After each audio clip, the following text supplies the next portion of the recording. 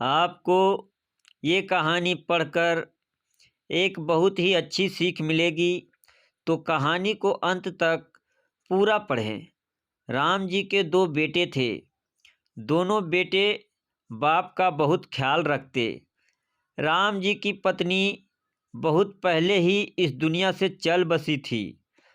राम जी ने बच्चों की देखभाल बहुत अच्छे से की थी। प्रेम और प्रकाश बाप का बहुत ख्याल रखते थे। प्रेम की शादी हो गई थी कि पत्नी निशी बहुत ही चालाक किस्म की औरत थी। जब तक प्रेम और प्रकाश घर पे होते उसका मिजाज बहुत अच्छा होता, लेकिन उनके ऑफिस जाते ही एकदम गिरगिट की तरह रंग बदल लेती। आज जब दोनों बेटे ऑफिस के लिए जल्दी में निकलते हैं तो राम जी ने आज हिचकिचाते हुए टोक दिया, हाँ पापा बोलिए, कुछ चाहिए क्या? प्रकाश रुक गया और प्रेम निकल गया, वो मेरे जूते थोड़े फट गए हैं। अरे पापा तो नए ले आओ। निशी भाभी आज पापा के लिए नए जूते ले लीजिएगा। अपनी भाभी निशी को आवाज़ लगाते हुए प्रकाश बोला, जरा देख लेना भाभी, पापा को क्या चाहिए, तुम ला देना, अभी हम लोगों को देर हो रही है। कहकर प्रकाश जल्दी में घर से निकल गया। प्रेम और प्रकाश के घर से निकलते ही निशी ने कड़ी नज़रों से अपने ससुर की तरफ देखा। आपको इतना भी नहीं पता कि घर से बाहर जाते हुए किसी को टोकना नहीं चाहिए? क्या हो गया है आपके जूतों को? सारा दिन तो घर पे पड़े रहते हैं, फिर भी नए जूते चाहिए? दोनों बेटे बेचारे सारा दिन अपने सर खपाते रहते हैं और इधर इनकी फिजूल खर्ची खत्म ही नहीं होती। राम जी बिल्कुल छोटे बच्चे की तरह अपनी बहू की डांट खाकर भी चुप रह गए। इतना बखेड़ा होने के बाद भी राम जी के नए जूते तो नहीं आए और ना ही दोनों बेटे ने इस ओर ध्यान दिया, क्योंकि प्रेम अपनी पत्नी पर और प्रकाश को अपनी भाभी पर अंधविश्वास था कि वो उसके पिता का बहुत ध्यान रखती है। ऐसा हो भी क्यों ना, क्योंकि जब तक दोनों भाई घर में रहते थे तो निशी अपने ससुर के साथ बहुत अच्छा व्यवहार करती थी। देवर और पति को दिखा दिखा कर अपने ससुर के लिए चाय नाश्ता बनाती थी। इसी विश्वास में आकर ही घर की सारी बागडोर प्रेम ने अपनी पत्नी के हाथ में सौंप रखी थी। उसके खुद के पास तो इतना समय भी नहीं था कि 10 मिनट अपने पिता के पास बैठकर उनसे बात कर ले, क्योंकि दोनों भाई अपने नए बिजनेस को शुरू करने में बहुत बिजी थे। उनके पास सर खुजलाने का भी समय नहीं था और वो दोनों निशी के दोहरे चेहरे से अनभिज्ञ ही थे। रात को दोनों भाई के घर आने से पहले ही निशी अपने ससुर को खाना देकर उनके कमरे में भेज देती थी। प्रेम या प्रकाश पूछते भी कि पापा ने खाना खा लिया, तो कहती हाँ, पापा को खाने में देर हो जाए तो फिर अच्छे से नींद नहीं आती, इसलिए वो जल्दी ही खाना खा लेते हैं। फिर उन्हें दवाइयाँ भी तो देनी होती है ना। दोनों भाई निशी के मीठे बोलों के पीछे छिपी मनसा को कभी समझ ही नहीं पाए। वो खुश होते, चलो कोई तो है जो पापा का इतना ध्यान रखता है, क्योंकि इन दिनों वो लोग इतना बिजी है कि ध्यान ही नहीं दे पा रहे हैं।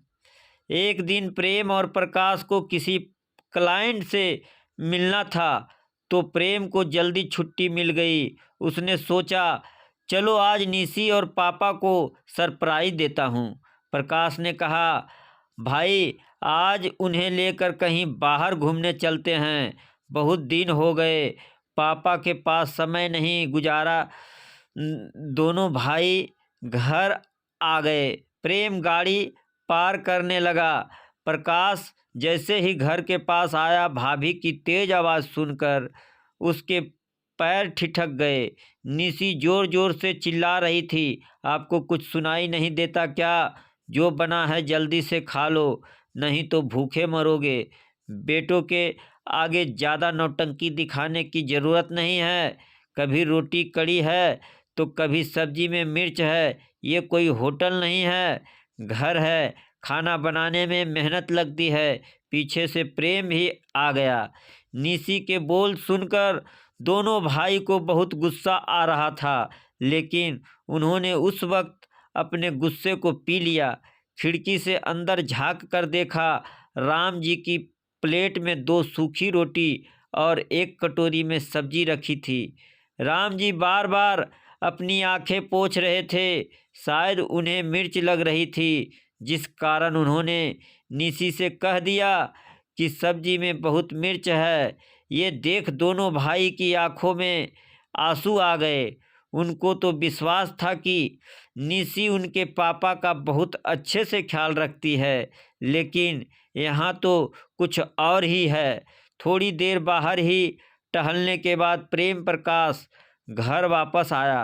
देखा तो पापा अपनी थाली उठाकर रसोई में रख रहे थे। अचानक से दोनों को देखकर निशी सकपका गई। अरे, आज दोनों इतनी जल्दी आ गए हो? वो ऑफिस में कुछ ज़्यादा काम नहीं था तो आ गया। बहुत भूख लगी है, जल्दी से खाना लगा दो। प्रकाश ने पूछा, पापा आपने खाना खा लिया? अपने पिता की ओर देखते हुए पूछा। राम जी का मुंह थोड़ी देर पहले बहू की झिड़की सुनकर उतरा हुआ था। वो कुछ बोलते उससे पहले ही निशी बोल पड़ी, हाँ हाँ देवर जी, पापा जी ने तो अभी खाना खाया है। मैं उनके लिए बस दूध बना रही थी।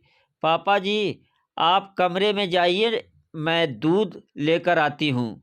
और आप दोनों हाथ धोकर बैठिए, मैं खाना लगाती हूँ। फटाफट दोनों की थाली लगाने लगी। कहकर निशी 2 सब्जियां, सलाद, अचार और गर्म गर्म फुलके रखकर निशी ने प्रेम और प्रकाश की थाली लगा दी। प्रेम ने एक प्लेट में 2 रोटी और थोड़ी सी सब्जी निकाली और खाने लगा। निशी अचकचाते हुए बोली, ये आप कैसे खाना खा रहे हैं? और देवर जी, आप क्या सोच रहे? आप खाना नहीं खा रहे? इतना कुछ बनाया है तो अच्छे से खाते क्यों नहीं? हम दोनों भाई तो देख रहे थे कि पापा रोज कैसा खाना खाते हैं, जो तुम उन्हें हमारे आने से पहले बड़े प्यार से खिला रही थी। प्रेम की बात सुनकर निशी को काटो तो खून नहीं, जी वो निशी हकलाने लगी। प्रेमलाल आंखों से निशी को देख रहा था। प्रकाश बोला, भाभी, हमने आप पर विश्वास किया और आप मेरे पापा के साथ ऐसा व्यवहार करती हो? अरे, आज हम दोनों जो कुछ भी हैं उन्हीं की बदौलत हैं। प्रेम बोला, तुम्हारी हिम्मत कैसे हुई मेरे पापा से ऐसे बात करने की? मैं तुम्हें पापा के सामने बेइज्जत नहीं करना चाहता, इसलिए तुम्हें समझा रहा हूँ।